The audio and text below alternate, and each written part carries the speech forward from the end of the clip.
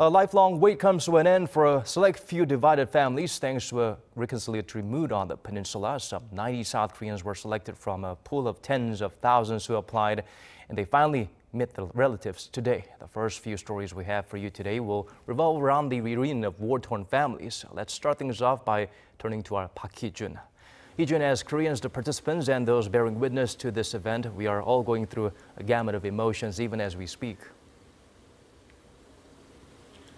Right, Danielle. I wish there were better words to describe today, but today was probably the most meaningful and special day for the families, the participants who were finally able to meet their separated families for the first time in nearly 7 years. They met this afternoon at the Mount Kumgang Resort in North Korea. The selected 89 South Koreans met with them in the north of the relatives who were living north of the border from 3 p.m. to 5 p.m. Korea time for 2 hours.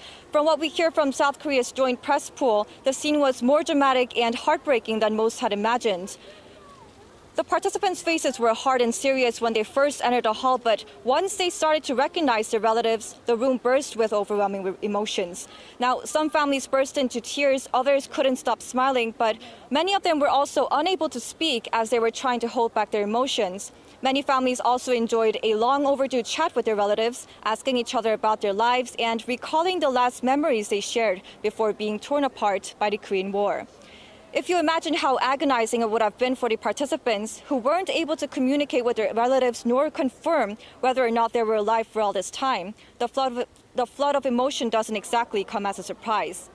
Now, the South and North Korean participants will end the day by attending a welcoming banquet hosted by North Korea at 7 p.m.